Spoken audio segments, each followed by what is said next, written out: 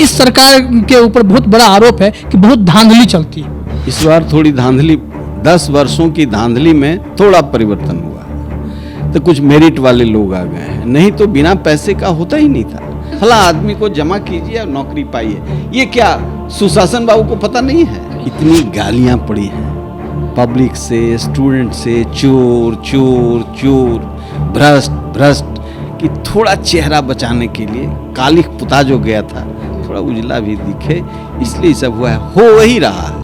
नमस्कार, मैं हूं रंजीत झा और आप देख रहे हैं न्यूज पीआर। हमारे साथ हैं जहानाबाद के पूर्व सांसद डॉक्टर अरुण कुमार। डॉक्टर अरुण कुमार इस वक्त भारतीय सब लोग पार्टी के राष्ट्रीय अध्यक्ष भी हैं। सर, आपका बहुत बहुत स्वागत है हमारे चैनल में। हम इनसे चर्चा करेंगे बिहार के वर्तमान सियासी घटनाक्रम की, साथ ही साथ कोरोना काल में सरकार ने क्या किया है, उससे कितने संतुष्ट हैं, उन तमाम मुद्दों पर हम चर्चा करेंगे और बिहार की स्थिति क्या हो गई है, इन सब पर भी बात करेंगे। तो सर, सबसे पहला सवाल कि ये छोटी छोटी जो पार्टियां बनाई जाती हैं, जैसे कि आपने भी एक पार्टी का गठन किया है, उद्देश्य क्या रहता है? देखिए, इसमें दो तरह का उद्देश्य है। एक तो पूंजी का निवेश भी होता है इसमें। बहुत ऐसे पैसे वाले लोग हैं जो ब्लैक को वाइट करते हैं पार्टी बनाकर, लेकिन लोकतंत्र में अधिकार है, किसी को रोका नहीं जा सकता है। और दूसरा पक्ष ऐसे लोग हैं जो अपने विचारों से चीज़ों को आगे रखना चाहते हैं, जनता के बीच जाना चाहते हैं, चुनाव भी लड़ना चाहते हैं, अपने विचारों का प्रचार करना चाहते हैं, वो लोग पार्टी बनाते हैं। तो ये दो किस्म के हैं। तो डॉक्टर अरुण कुमार की अलग पार्टी क्यों बनी है? हमारी पार्टी बनी है, इसका एक इतना आसान जवाब नहीं है, घटनाक्रम होते रहा। मैं लेफ्ट विंग से जुड़ा हुआ था और जनता पार्टी जब का फॉर्मेशन हुआ, उसमें सीपीआई और कांग्रेस दो पार्टी ही रह गई थी, देश के सारे पार्टी एक हो गए थे। उसमें लेफ्ट भी था, लेफ्ट विंग भी था। लेफ्ट में सिर्फ सीपीआई अलग था। तो उस समय हम स्टूडेंट थे और बीएसए करके एक संगठन था, बिहार स्टूडेंट एसोसिएशन, जो बिहार में सीपीआई-एमएल का प्रतिनिधित्व करता था, पटना यूनिवर्सिटी में काफ़ी सक्रिय था और मैं भी उसका एक सिपाही था। तो विचारों की दृष्टि से मैं वहाँ था। और 77 में जब हुआ कि ये पार्लियामेंट, हम लोग तो जो पढ़ाया जाता था या जो समझते थे, उसमें ये एक्सप्लॉइटेशन का एक इंस्ट्रूमेंट के रूप में संसद और विधानसभा को देखते थे। कॉमरेड सत्यनारायण, सीपी रेड्डी, चंद्रपुला रेड्डी, चारू मजुमदार, ये तमाम लोग, फनी बागची, इन लोगों के सानिध्य में रह करके जो सीखा था। लेकिन 77 में जब एंटी फासिस्ट एक जो मूवमेंट हुआ जयप्रकाश जी के नेतृत्व में, भ्रष्टाचार के खिलाफ, भाई भतीजा के खिलाफ, तो ऐसा लगा कि इस आंदोलन में लेफ्ट को भी साथ देना चाहिए और लोगों ने साथ दिया। कॉमरेड सत्यनारायण इसके लिए मनोनीत किए गए थे। फिर 77 में चुनाव हुआ और उन दिनों मैं काम कर रहा था जॉर्ज फर्नांडिस के लिए, वो जेल में थे जी। और मैं काम कर रहा था उनके लिए, उसमें सुषमा स्वराज युवजन सभा में थी, वही इंचार्ज थी मुजफ्फरपुर की, और हम लोग विद्यार्थी थे, वहाँ काम कर रहे थे। जयप्रकाश जी के आंदोलन के क्रम में ही जॉर्ज फर्नांडिस को जानने और समझने का मौका मिला। वो तिहाड़ जेल में थे, यहाँ से चुनाव जीते मुजफ्फरपुर से और फिर नज़दीक आते चले गए, लेकिन उनके साथ गए नहीं। गए तब जब उन्होंने अलग पार्टी बनाई, जनता दल जॉर्ज, और फिर समता पार्टी बना। तो उस समय का घटनाक्रम हुआ कि मैं इंडिपेंडेंट एमएलसी हो गया था जी। तो जॉर्ज ने कहा कि तुम मेरे साथ तो 77 से हो और अब साथ होना चाहिए, तो साथ हो गए तो फिर समता पार्टी, जेडीयू, नीतीश कुमार मुख्यमंत्री बने। लेकिन मुख्यमंत्री बनने के बाद जो स्थिति बनी उसमें हमको लगा कि ये कार्यकर्ताओं की पार्टी नहीं है, ये पार्टी फिर वही बाजारवाद का पोषक है और इसमें एक वर्ग है जो लाभ के लिए सिर्फ है और सारे कुकर्म इसमें शुरू हो गए। एक बार आप सांसद जेडीयू से बन चुके थे जी। 1999। जी उसके बाद ये आपको आभास हुआ है? नहीं, मुख्यमंत्री इनके बनने के बाद, मुख्यमंत्री बनने के बाद। हाँ, जी। उसके पहले तक आभास नहीं हुआ था। नहीं हुआ था। यहाँ जब ट्रांसफ़र पोस्टिंग में पैसा लिया जाने लगा और दलालों की टोली जब मजबूत हो गई और हम धीरे धीरे किनारे होते गए तो महसूस किया और हमने कई बार इसके खिलाफ आवाज़ भी उठाई और जॉर्ज फर्नांडिस को अध्यक्ष पद से हटा दिया गया, शरद जी अध्यक्ष हो गए, तो हम जॉर्ज के साथ थे। फिर अगर हम बात करते हैं कि आप जब रालोसपा में आए, उपेंद्र कुशवाहा जी के साथ थे, वहाँ से दूरियां बनने की मुख्य वजह क्या रही आपके लिए? वहाँ भी वही चीज़ देख रहा था मैं, वहाँ भी वही थी, मैंने कोई पद नहीं मांगा था और नरेंद्र मोदी जी इनको पहचानते नहीं थे, वो हम ही को पहचानते थे, जॉर्ज की वजह से ही पहचानते थे लेकिन हमको पहचानते थे। हम ही गए थे अहमदाबाद तत्कालीन मुख्यमंत्री से मिलने और रालोसपा का पूरा स्क्रिप्ट उनको बतलाने का काम किया था। हुआ, वो मंत्री भी बने, वो मंत्री बने तब भी मैंने नहीं कहा कि राष्ट्रीय अध्यक्ष हमको बना दीजिए, हमने कुछ मांगा नहीं, हमारा था कि एक विकल्प दें, बिहार को एक विकल्प दें जो, मैं नहीं कहता कि 100% सुचिता, लेकिन 100% चोरों की जमात हो जाए ये भी मुझे स्वीकार्य नहीं है। लेकिन इसी पार्टियों को जनता वोट क्यों करती है फिर? जनता के पास कोई विकल्प नहीं है, इसीलिए में अगर छोटी पार्टियां आती है वो उभर भी तो नहीं पा रही हैं। नहीं उभर पाती है, इसलिए कि लोग थक गए हैं, निराश हो गए हैं, हताश हो गए हैं, युवा वर्ग दिशाहीन हो रहा है। पहले विश्वविद्यालयों में पढ़ाई होती थी और राजनीति की भी पढ़ाई होती थी। हम लोग जब यूनिवर्सिटी में पढ़ते थे उस समय सीनेट हॉल में रोज़ एक अंतर्राष्ट्रीय और राज्य की समस्याओं पर डिबेट होता था, उसमें हम सब पार्टिसिपेट करते थे। हम साइंस के विद्यार्थी थे तब भी पार्टिसिपेट करते थे, हमारे जो सीनियर थे पढ़ाते थे। तो इस तरीके से हम लोग फर्स्ट ईयर में साइंस के विद्यार्थी थे, डायलेक्ट्रिकल मेटेरियलिज्म पढ़े थे। आप तो सर विचारधारा के साथ अलग होते रहे, उपेंद्र कुशवाहा वापस वहीं चले गए जहां से वो बड़े थे। मैं उनकी बात अब नहीं करूंगा क्योंकि साथ रहे हैं, अब किससे कितनी बात कहूँ अब ये जनता पर छोड़ दीजिए। लेकिन ये है कि जो छोटी छोटी पार्टियां हैं, हजारों पार्टियां हैं, तो कहीं ना कहीं जनता की आवाज़ वो बन रहा है। कुछ लोग हैं जो पार्टी बनाए हैं धन को ब्लैक से वाइट करने। लेकिन अक्सर छोटी पार्टियों में भी टूट हो जाते हैं, अभी हाल में आप लोजपा प्रकरण देख सकते हैं, इस पर क्या कहेंगे आप? देखिए, छोटी पार्टियों में टूट हो जाती है इसलिए कि वहाँ भी यदि जो बनाने वाला है उसका नेतृत्व कमज़ोर हुआ, जैसे रामविलास पासवान जी रहे तो कहाँ टूट हो रही थी, नहीं हो रही थी। उनके व्यक्तित्व के सामने लालू जी हैं तब तक कहाँ टूट हो रहा है। ये तो व्यक्तिनिष्ठ पार्टियां हैं ना, तो वहाँ टूट की गुंजाइश तब तक रहती है जब तक, जैसे व्यक्तिनिष्ठ पार्टियां भी समाज को कुछ देता है। आज मैं महसूस करता हूं कि लालू जी के खिलाफ 15 साल लड़ा तो वह बेकार लड़ा था, जिस आदमी को रिप्लेस किया उनके जगह पर वो आदमी ज़्यादा गड़बड़ है। वहाँ चारा घोटाला छोटा घोटाला हुआ था, कई लोग मिल करके किए थे, ये अकेले सृजन घोटाला कर दिया। तो ये बात हम लोग 15 साल लड़े हैं लालू यादव से। तो कहीं लालू यादव के प्रति अगर सॉफ्ट कॉर्नर है तो डॉक्टर अरुण कुमार आरजेडी का दामन थामेंगे क्या? आरजेडी का दामन नहीं थामेंगे, उनकी संस्कृति, उनके यहाँ का जो फंक्शनिंग है वो मुझे स्वीकार्य नहीं है, इसीलिए तो मैंने छोटी पार्टी बना ली। मैं अपनी बात रखूंगा, जो सत्य है सत्य मैं कहूँगा। बहुत लोग मेरे ऊपर कमेंट किए पप्पू यादव के पक्ष में जब मैं खड़ा हुआ, तो पप्पू यादव क्या थे, क्या कर रहे थे, कौन सा केस है? मेरे ऊपर भी किडनैपिंग का केस नीतीश कुमार ने कराया है, मैं सबसे बड़ा किडनैपर उनकी नज़र में था। 200 फोर्स भेजा था मेरे घर पर, मैंने कहा गिरफ्तार करो, मैं तुम्हारा गुणगान करूंगा जेल में बैठ करके। तो चोर उचक्के सब इनके घर में, इनको किडनैपर नजर नहीं आता।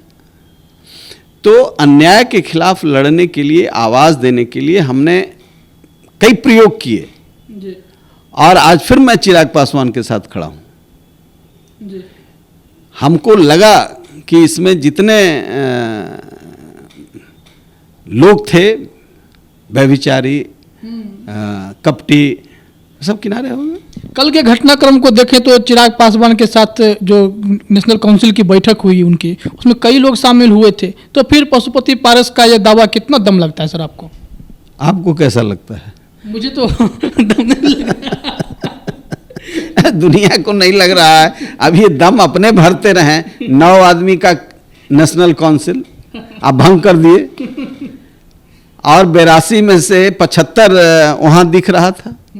भाई रामविलास पासवान ने डीएसपी की नौकरी छोड़ करके, आप समझते हैं दलित परिवार में जो जन्मा हो, गरीबी गुर्बत में जन्मा हो, और वो व्यक्ति कर्पूरी ठाकुर के व्यक्तित्व से प्रभावित होकर के राजनीति को स्वीकार किया, वर्दी को छोड़ दिया। तो आज बहुत सारे ऐसे लोग हैं। रामसुंदर दास जी नहीं रहे, मैं जानता हूं रामसुंदर दास जी के पास पैसा नहीं था, इलाज के लिए पूर्व मुख्यमंत्री थे, परेशानी हो रही थी, लेकिन मैं व्यक्तिगत तौर से जानता हूं और जो उनके समर्थक होंगे जानते होंगे, रामविलास जी को मालूम हुआ, तुरंत उन्होंने पहल किया, उनके इलाज का इंतजाम कराया। जी तो जो किसी की पीड़ा में, किसी के दुख में, किसी के संकट में खड़ा रहे, और अब ये दलित दलित दलित कई तरह की बातें होने लगती हैं, तो मैं इसलिए कह रहा हूं कि जो सामाजिक न्याय के, हम तो लेफ्ट से शुरू किए थे, बहुत लोग फेसबुक पर लिखते हैं कि कभी पप्पू यादव के साथ, हमारा नाम नहीं लेते हैं लेकिन कहने का इन कुंठाग्रस्त लोगों का रहता है, कभी पप्पू यादव के साथ खड़ा होते हैं, कभी नीतीश कुमार के साथ खड़ा होते हैं, तो कभी इनको अपने दम नहीं है आगे बढ़ने का। सचमुच ऐसे ही हमारे समाज में कुंठा वाले लोग हैं, जिसके चलते चूंकि उनको अपना पसंद नहीं, उनको जूता उठाना पसंद है। अरुण कुमार जूता नहीं उठा सकता है, ये मेरे संस्कार में नहीं है। हाँ, तो उनको कुंठा है। जब कोई बात मैं करूँगा, मैं इसलिए करता हूँ कि यदि जातीय आधार पर भी सोचोगे तो हमारा समाज, भूमिहार ब्राह्मण समाज ने, दलित समाज में एक प्रोग्रेसिव लोग भी थे, एक प्रोग्रेसिव जमात भी थी, जिन्होंने इनको आवाज़ देने का काम किया है। अब डॉक्टर श्री कृष्ण सिंह का नाम लेंगे, राजनारायण का नाम लेंगे, तो राजनारायण ने अपनी दाढ़ी नोचवा ली थी विश्वनाथ मंदिर में दलितों को प्रवेश कराने के लिए। श्री बाबू पर हमला हुआ, तो प्रोग्रेसिव लोग भी थे। कांग्रेस में भी एक से एक चरित्र वाले लोग थे। एक सवाल सर ये भी उठता है कि अभी जो मैंने चर्चा की लोजपा के साथ अंदर टूट, अभी आपने कहा कि व्यक्ति विशेष की जब पार्टी बन जाती है, लालू प्रसाद यादव का भी जिक्र आपने कर दिया, क्या लालू प्रसाद यादव के बाद क्या राजद में टूट की संभावना आपको दिखाई पड़ती है? देखिए, ये सपोर्ट पर निर्भर करता है। जैसे आज लोजपा में टूट नहीं हुआ है, इसको टूट नहीं कहते हैं, चूंकि ये ट्रांसफर ऑफ पावर हुआ रामविलास पासवान से सीधे चिराग पासवान में आया, और चिराग पासवान में वो तत्व है, वो तत्व अंतर्निहित है कि उसको निखार करके वो आगे जो जिन लोगों ने, जिस जमात ने विश्वास किया है उसकी आवाज़ बनने के लिए। और चिराग पासवान में यह भी क्षमता है कि बिहार को across the party line, across the caste line, across the religion, उस आदमी को सपोर्ट है कि ये एक युवाओं के भीड़ में ये एक ऐसा युवा है जो नेतृत्व दे सकता है, बिहार को इस गुर्बत से निकाल सकता है। ये विश्वास लोगों के अंदर 5% लोगों में 10% है, और उनका अपना फॉलोइंग है। तो मैं ऐसी परिस्थिति में उनके परिवार के द्वारा जो ये हुआ, चूंकि ये लोग जो थे उनके भाई लोग, उसके चलते रामविलास जी बहुत बदनाम भी थे, परिवार को छोड़ते ही नहीं हैं। तो ढोड़ू मंगरू जे हुए सबको संसद में पहुंचा दिया, और उनके समर्थन में भी जो लोग ढोड़ू मंगरू रहे, उन पर चाहे जो इल्ज़ाम रहे, सबको संसद में पहुंचा दिया।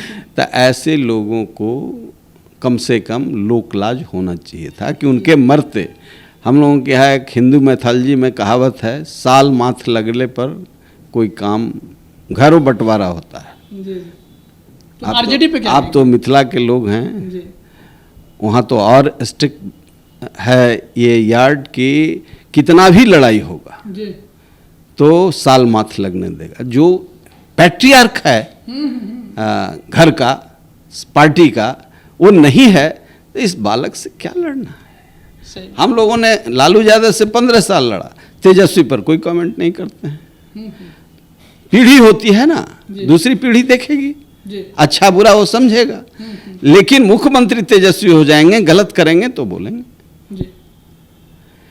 इसी तरीके से अभी पारस जी को ये काम नहीं करना चाहिए था। वो हम तो कहते हैं कि कपटी राजनीति जो चल रही है नीतीश कुमार जी के नेतृत्व में, इस कपट के शिकार वो हुए और ये लोक शिकायत के पात्र हैं। तो कहा तो जा रहा है कि केंद्र में मंत्री बनाने की चर्चा है। अरे मंत्री नहीं, डिप्टी प्राइम मिनिस्टर बन जाए, उससे क्या हो जाएगा। तो ये लोग लालच के चक्कर में सब गड़बड़ हो रहा है। सोचिए ना, इसमें कोई समझने, गांव के देहात के महिलाएं सब समझ रही हैं देहात की महिला सब समझ रही है। हाजीपुर में भी जो लोगों का रिएक्शन रहा वो क्या अभी देख रहे थे हम फेसबुक पर, महिलाएं कह रही थी एक ऐसा चचवा के न करे काम वाले अब गांव देहात की महिलाएं जब समझ रही थी, एक हमारा समाज जो है, भारतीय समाज जो है, सनातन परंपरा में कुछ मूल्य बचा हुआ है, रहेगा भी। बाजार का शिकार होते होते भी ये उस तरह का शिकारी यहाँ जब पैदा होता है तो रिवर्स हो जाता है। कुछ चर्चा हम सर कर लेते हैं। बिहार में जो वर्तमान स्थिति चल रही है, कोरोना काल से बिहार भी गुजरा है, पूरा देश गुजरा है। ऐसे में बिहार सरकार कितनी सक्षम रही है, क्या लगता है? जो आंकड़ों में हेरफेर, मौत के आंकड़ों में हेरफेर, वैक्सीनेशन का रिपोर्ट कम आना, टेस्टिंग जो भी हो रहा है उसमें भी गड़बड़ियाँ दिखती हैं, क्या कहेंगे इसमें? मैंने पहले ही कहा और मैं बराबर बोलता रहता हूँ कि नीतीश कुमार के छोड़ने का मतलब नीतीश कुमार में संपूर्ण अराजकता का शिकार, सारा तिकड़म है, सारा गलत डॉक्यूमेंटेशन है। ये जनता के प्रति अकाउंटेबल नहीं है। ये कुछ जो चाटुकार ब्यूरोक्रेट हैं, जिनका धन 1000 करोड़ से लेकर के 10,000 करोड़ हो गया है, ये 5-10 ब्यूरोक्रेट हैं, इन लोगों के प्रति अकाउंटेबल हैं, उनकी रक्षा के लिए बने हुए हैं। और यही हो रहा है, ये सारी चीज़ें, ये सारा तिकड़म करा रहा है। पैसा कैसे बचा लेना है, कैसे चीप पॉपुलरिटी लेना है, कैसे साइकिल बांटना है, कैसे पोशाक बांटना है, कैसे शिक्षा का नाश करना है, कैसे क्वारंटाइन सेंटर का कागज पर भर करके पैसा कमा लेना है। हमारा जो सर चैनल है युवाओं से बहुत जुड़ा हुआ है। यूथ हमसे लगातार कांटेक्ट करते हैं, खास करके वैसे लोग जो वैकेंसीज अप्लाई करते हैं जॉब्स के लिए, सरकारी नौकरी के लिए, बीपीएससी हो, बीपीएसएससी हो यानी दरोगा वाला हो, सिपाही वाला हो, हर भर्ती परीक्षाओं का लंबा चल जाना, उसमें गड़बड़ियां दिखाई पड़ना, ये इस सरकार के ऊपर बहुत बड़ा आरोप है कि बहुत धांधली चलती है। इस बार थोड़ी धांधली कमी है। इस बार थोड़ी धांधली, 10 वर्षों की धांधली में थोड़ा परिवर्तन हुआ है, तो कुछ मेरिट वाले लोग आ गए हैं, नहीं तो बिना पैसे का होता ही नहीं था। टॉक ऑफ द टाउन है, टॉक ऑफ द विलेज है कि फला आदमी को ये जमा कीजिए और नौकरी पाइए, फला आदमी को जमा कीजिए और नौकरी पाइए। ये क्या सुशासन बाबू को पता नहीं है? ये उनको भी पता है। रेट में दरोगा बन जाइए। ये विजिलेंस में पकड़ लिया एक मेंबर को, और मेंबर कह रहा है कि जरा कहे ना हमको गिरफ्तार करे तो हम सब पोल खोल देंगे कहाँ कहाँ पैसा जाता है। अच्छा, चुप हो गया। आयोग में कुछ रिटायर्ड लोग जिनको चेयरमैन बनाया जाता है, जो प्रशासनिक अफसर रहे होते हैं, उन लोगों के ऊपर बड़ी जिम्मेदारी होती है कि वैकेंसीज को सही तरीके से जो है आप चलाएं, उसको ऑपरेट करें ताकि बहाली प्रक्रिया समय पर पूरी हो। अभी एक समस्या आई कि दरोगा कैंडिडेट जो इस बार रिजल्ट आया है, 2446 दरोगा का रिजल्ट आया है, वहाँ समस्या क्या हुई है कि 1400 ऐसे कैंडिडेट थे जिन्होंने मेडिकल लगाया था फिजिकल डिले करवाने के लिए, कि मेडिकल की वजह से कोई कारणवश, नियमावली में वो प्रावधान है कि वो मेडिकल अगर लगा देते हैं तो उन्हें जो है अगला डेट दिया जाएगा। कुछ लोगों को डेट मैसेज गया कि आप फिजिकल के लिए इस डेट पे आएँ, और फिर उस मैसेज को अगले मैसेज से रद्द कर दिया गया कि कैंसिल किया जाता है। और इस तरह कैंसिल किया गया कि दोबारा लिए बिना उन लोगों का मेडिकल और रिजल्ट घोषित कर दिया गया, ऐसे कैंडिडेट रो रहे हैं। ये कौन सी प्रक्रिया हो गई सर? हमने पहले ही कहा आपके एक प्रश्न के उत्तर में कि थोड़ा इस बार थोड़ा सुधार है। इतनी गालियां पड़ी हैं पब्लिक से, स्टूडेंट से, चोर चोर चोर, भ्रष्ट भ्रष्ट, कि थोड़ा चेहरा बचाने के लिए कालिख पुता जो गया था थोड़ा उजला भी दिखे, इसलिए सब हुआ है। हो वही रहा है, हो वही रहा है। कुछ लोग मेरिट से भी, बाकी सब जिस व्यवस्था में मैजिस्ट्रेट इंटरव्यू में पैसा दे करके आएगा, मजिस्ट्रेट बनेगा, जुडिशियल मजिस्ट्रेट, एग्जीक्यूटिव मजिस्ट्रेट, उस राज्य का क्या होगा? वो तो पहला जो पूंजी लगाया है पहले दिन से निकालना शुरू करेगा। वो तो समझ रहा है कि हमारा नेतृत्व तो बहुत चोर है। हम शराब पीते हों और शराब बंद करा रहे हों, हम पब्लिक में रोज ऐसे ऐसे कर रहे हो मातली बतसलम, और ऑफिस में बैठ करके दारू पी रहे हो, शीशा के गिलास में, स्टील के गिलास में पी रहे हो। मैं जब बोलता हूं आपकी बात जो सुनेंगे ऑफिसर उनको ठनकेगा, इसलिए कि वो जानते हैं कि हमारी बात लोग जानता है, लेकिन दारू पीते रहे।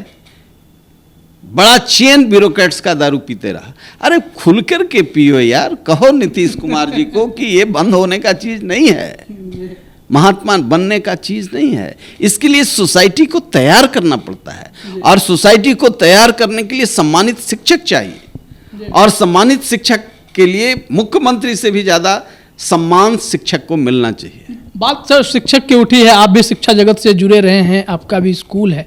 कोरोना काल में ऐसे कई स्कूल जो हमें जानकारी मिली, करीब करीब 8 से 10 हज़ार प्राइमरी लेवल के स्कूल बंद हो गए, जो खुद से 7-8 टीचरों के साथ 100, 150, 200 बच्चों के साथ अपना जीवन यापन भी करते थे, शिक्षा भी देते थे, टीचरों का भी पेट पालते थे, जो मकान होता था उसका भी किराया देते थे।